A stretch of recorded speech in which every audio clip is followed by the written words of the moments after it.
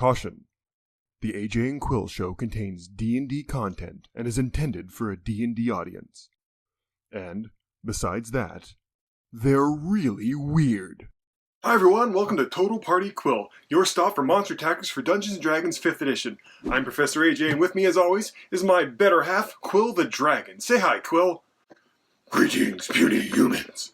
You all look amazing. I would love to have you over for dinner. Maybe let's not eat people for dinner. Fine. So what are we covering today? Well, as of the taping of this show, it's February in North America, which means it's Black History Month. Celebrated in Canada and the United States during February. Black History Month is also celebrated in the UK and the Netherlands. Black History Month began as a way of remembering important people and events in the history of African diaspora.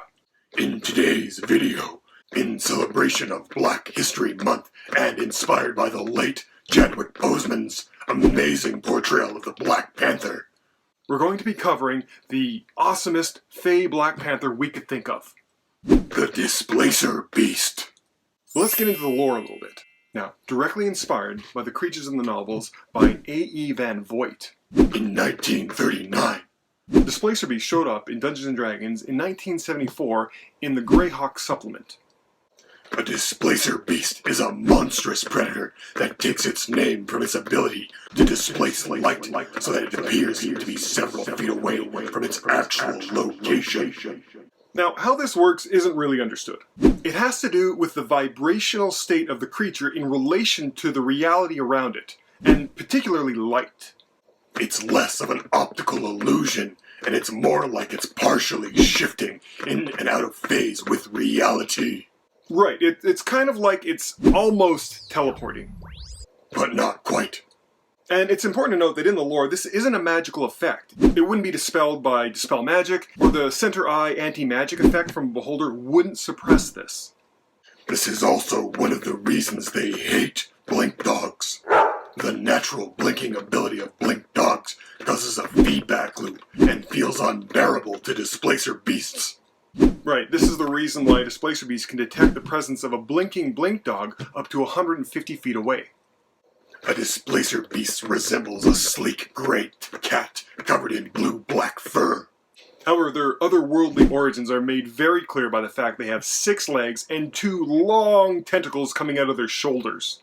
Each tentacle ends in a tough pad, bristling with spiky protrusions that are as sharp as fangs and as hard as claws. And the Displacer Beast's eyes are said to glow bright green, even after their death. What isn't mentioned in the lore that these glowing eyes allow Displacer Beasts to see through the displacement effect of other Displacer Beasts. And the eyes are almost always as valuable, if not more so, than the actual coat of the creature to either sellers or magic item wanters. Displacer Beasts were trained by the unseated court in the Feywild. And remember, the Feywild didn't appear in Dungeons & Dragons until 4th edition. They were selectively bred to reinforce their ferocious and predatory nature. Right, they were used to hunt things like unicorns and pegasi and other fantastical beasts. However, with their malevolent intelligence. Right, Displacer Beast has an intelligence of 6, which is similar to a gorilla or Grog Strongjaw. It didn't take long with their intelligence to realize they didn't like being controlled. Now, Displacer Beasts can hunt for the love of the kill. Displacer Beasts will kill not only for food, but also just for sport. Right, they'll target prey when they're not even hungry. They often toy with victims to entertain themselves. Like a really evil cat playing with its food.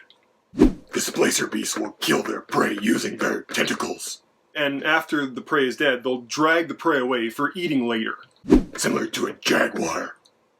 But let's go over the stats. What does the Monster Manual say about Displacer Beasts? A Displacer Beast is a CR3, large monstrosity. It says in the lore that an adult can weigh between 500 and 700 pounds. They have dark vision out to 60 feet. Right, and they have an AC of 13 and a movement speed of 40 feet. Oddly enough, no climbing speed. And they have 10d10 hit points, averaging out to about 85 each. Displacer Beasts have the avoidance feature. Right, this is kind of like evasion.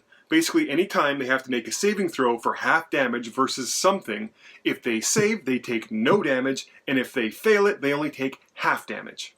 Unlike evasion, this isn't limited to dexterity saves. Right, and another important thing to note about the displacement feature, which we're going to cover right next, this feature isn't dependent on displacement. But, speaking of displacement, let's cover that. A Displacer Beast projects a magical illusion that makes it appear to be standing near its actual location. And if you're playing on a grid system for combat, it doesn't displace the Displacer Beast enough to make it move into a different square. It's only a few feet. Any attack roll made against the Displacer Beast is made with disadvantage. Now, if a Displacer Beast is hit with an attack, this displacement ability is disrupted until the end of the Displacer Beast's next turn. The trait is also disrupted while the Displacer Beast is incapacitated or has a movement speed of 0. Right, and incidentally, lore-wise, if a Displacer Beast gets hit, its displacement is still working. It doesn't shut off like a light switch. It's just that the people attacking it now know exactly where it is. Until the end of its next turn, that is.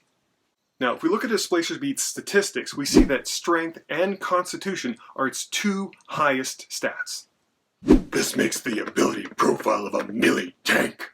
But there's a lot of other things going on for the Displacer Beast that change this just a little bit. Let's put it all together. Right, how do Displacer Beasts behave in combat? Really, aside from the displacement feature, the stats of a Displacer Beast are relatively simple.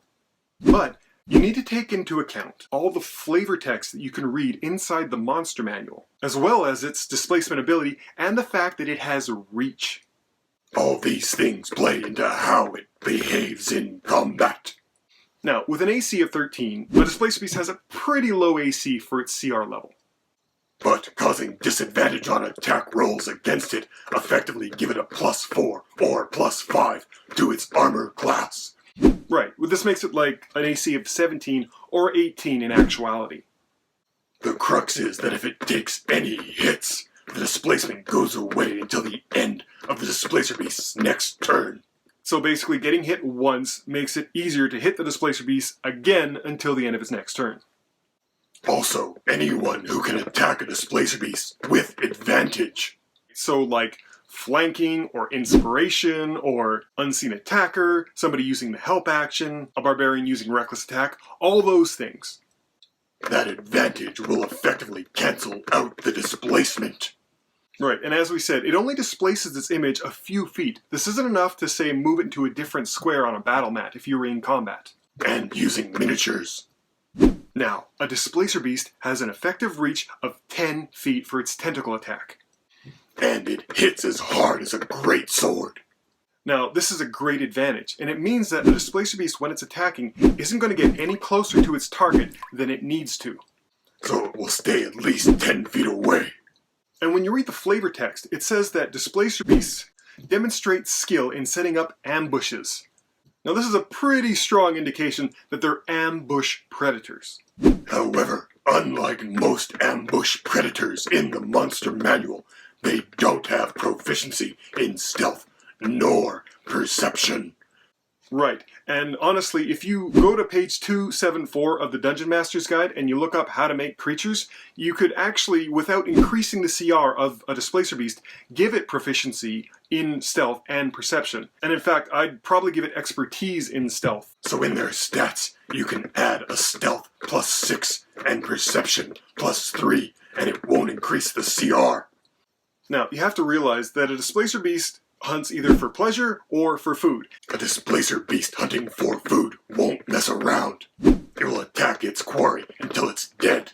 Then it will grab it and run off. Now, Displacer Beasts are smart. At least as smart as Grog's strong jaw. And they're smart enough to pick their targets well. As an ambush predator, a Displacer Beast is going to target creatures that are the old, the young, the weak, the injured, or the isolated.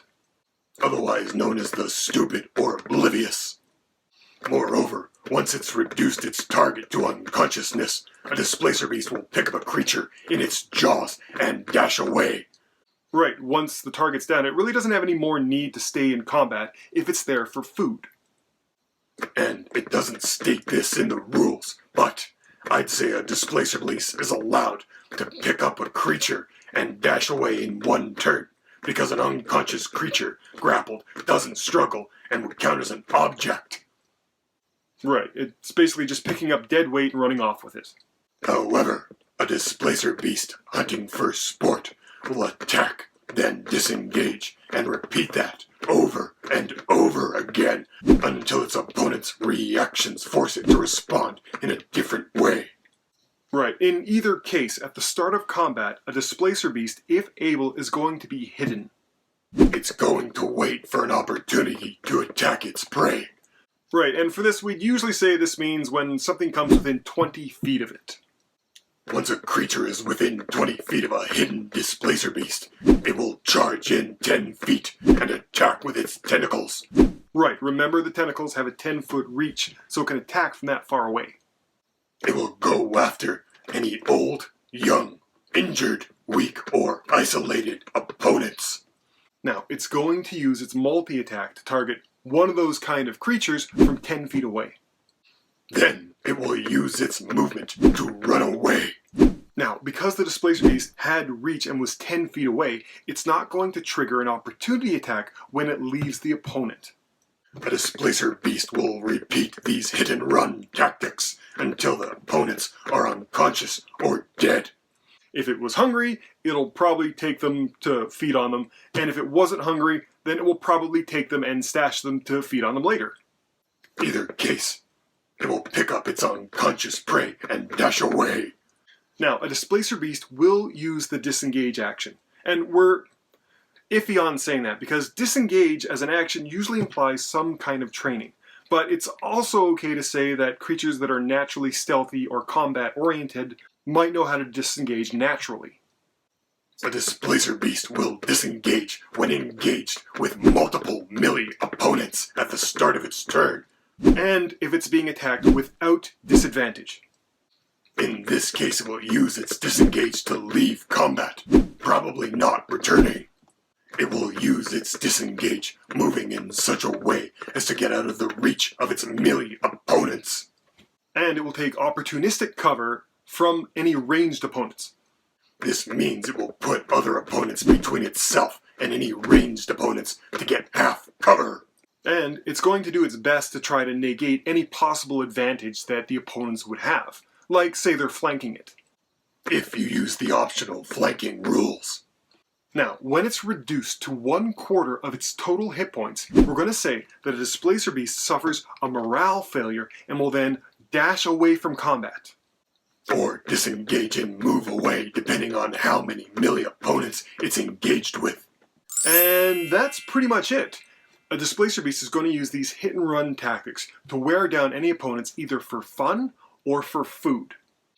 Once an opponent is down, the Displacer Beast will simply grab it and run away to eat it somewhere else.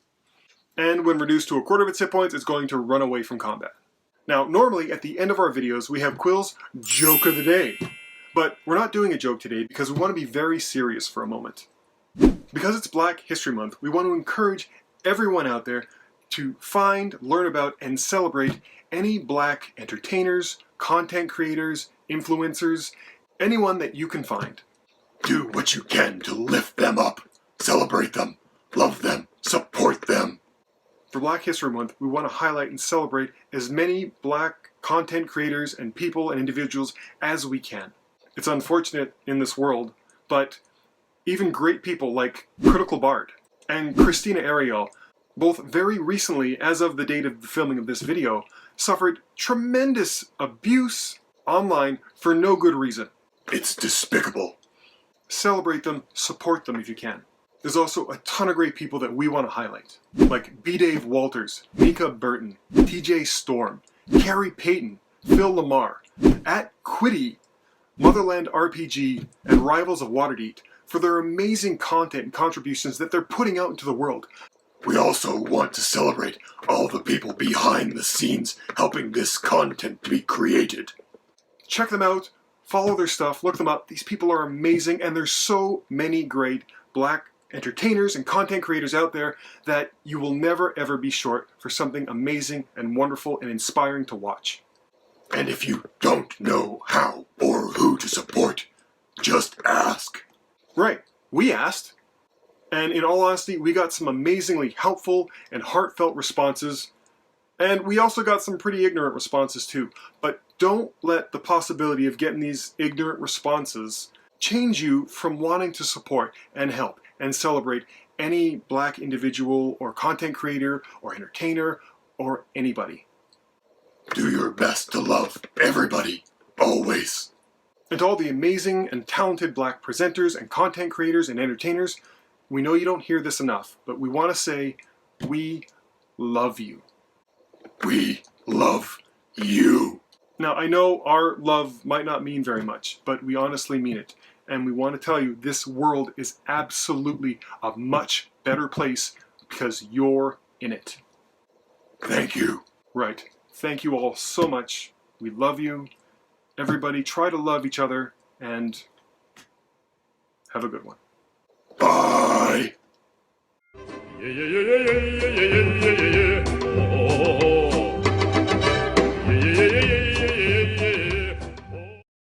Okay, now my joke of the day. Why is fighting a Displacer Beast like a game of Battleship? I don't know. Why is fighting a Displacer Beast like a game of Battleship? Because it's always hit or miss. Okay, no, really, bye.